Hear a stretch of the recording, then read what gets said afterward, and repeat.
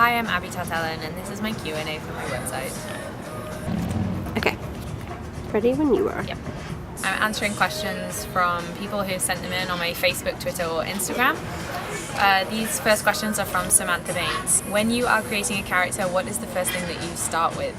I think actually that they come more organically to my head than that. So probably the voice is what I start with. Like I'll start talking in the voice of a character and I'll be writing that down, scribbling in it. If you could be any animal, what animal would you be?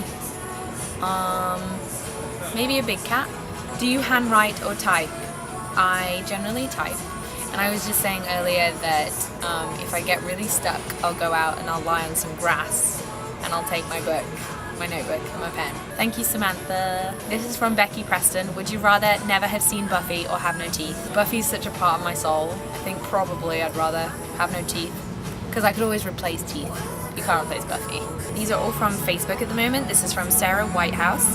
Where is your most productive writing space? My most productive writing space has probably been where I wrote Golden Boy. It was a diner in New York and it had no Wi-Fi and really bad coffee and food. So there were no distractions whatsoever. Annabelle Lander on Facebook asked, do you have any writing taboos? Taboos? Yeah. Like anything that you wouldn't do, you wouldn't write about maybe? I have to be like super interested in what I'm writing about because I often think like you have to write 100,000 words of it.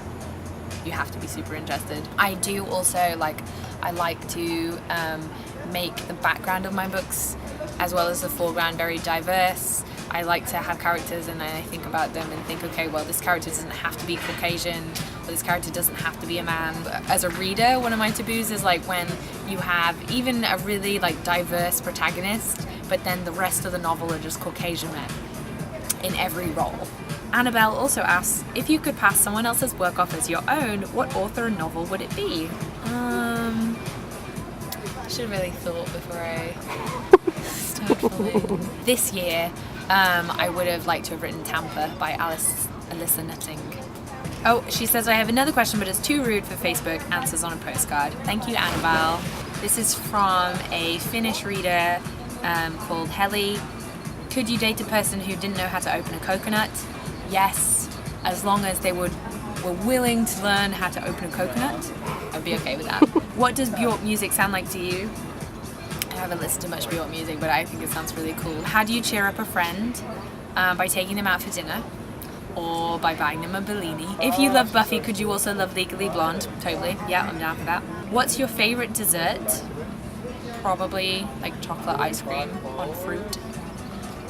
Or pie, cherry pie with chocolate ice cream. Or coconut ice cream.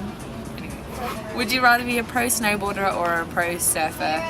Probably a snowboarder because I really like skateboarding as well. This is from Book Baristas on Instagram. Book Baristas are run by a woman called Tash Minoso and she is a big supporter of Golden Boy. She really likes the book. What kind of research did you do to write this story? I read a couple of intersex people on Tumblr and stuff, but I didn't really use that so much because I wanted to think about Max like he was just, it didn't matter if he was a boy, it didn't matter if he was a girl, he was just a person. But I did do a lot of medical research to get his anatomy right and how the doctors would treat him right. Which character was your favorite voice to write in?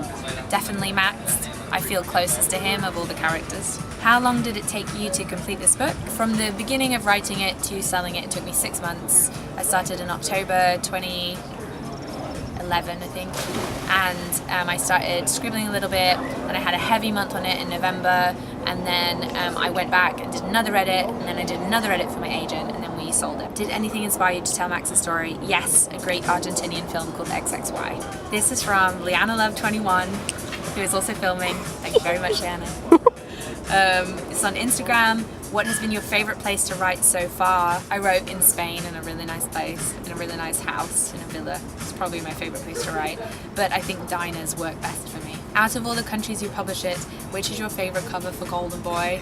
That's super hard. I really like the Taiwanese cover.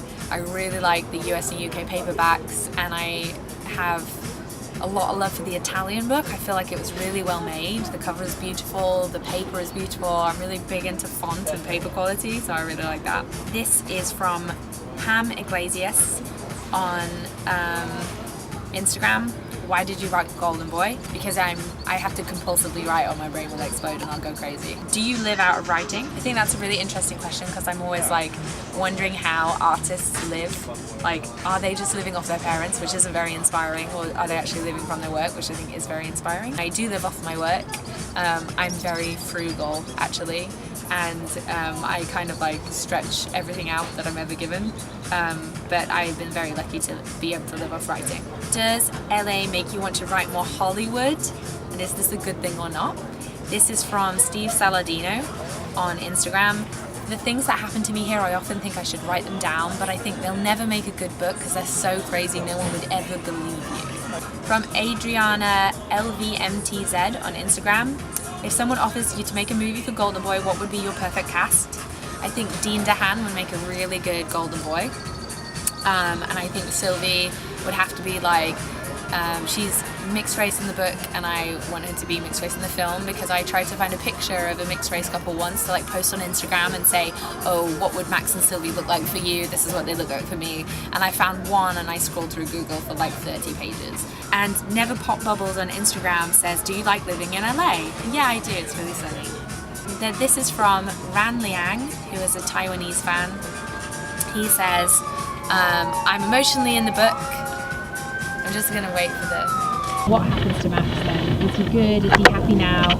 And is the precious little girl still staying with him? I kind of don't like to imagine what Max is doing so much. I feel like he's off there living his life, but I definitely think he's still with Sylvie, and I think that he is happy, and I think that he is still like struggling as we all are to find a way to be himself, but I think that that he's doing well. This one is off Twitter.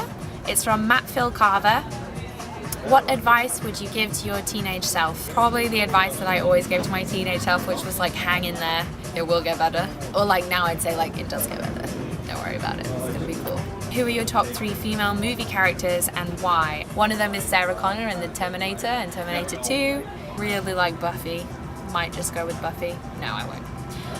There was this film called Bad to the Bone that I really liked, and there was a girl in it. She was called Frankie. This is from Grimes4 on Twitter. Who is your biggest inspiration as a writer and how does it fuel your own creativity? There is no writer who's my biggest inspiration. My biggest inspiration is probably like my family and the people I spend time with. People in general, people really inspire me. I constantly like watch documentaries and read books and watch films and stuff, and that fuels my creativity. This is from Tash Minozo. She's the creator of Book Baristas. I just recently gifted Golden Boy to a friend of mine. What would you say to her before she starts the story? I would say read past the 3rd chapter. Most people do and most people love it, but it is a violent, scary chapter and some people stop, and I think it is a big mistake to stop. Like, the book is about why that violence is so violent and like the crux and the layers to that violence that people don't usually talk about. So please keep reading. Without giving any spoilers, favorite scene to write and most difficult scene to write. That 3rd chapter in it, that in a way it was so horrific, but it was one of my favorite scenes to write because I felt very in the moment and it was very intense, and but I felt that it was really truthful about what I was talking about. Most difficult scene to write, probably the same one. How are Max and Sylvie now? They're fine, they're good. Can we be best friends, please? Yeah, we can, Tash. Totally, we can be best friends. And this last question is on Facebook. It's from Eric Reed. How many licks does it take to get to the center of a Tootsie Roll Pop? I don't know what that is. I'm gonna 165. Thank you very much. This is a Q&A for my website. Please check out my Facebook at facebook.com/abigailtarttelin. My Instagram is civilized animal, spelt in the American way. And my Twitter's Abigail's Brain. Bye! Thank you, Leanna, for filming.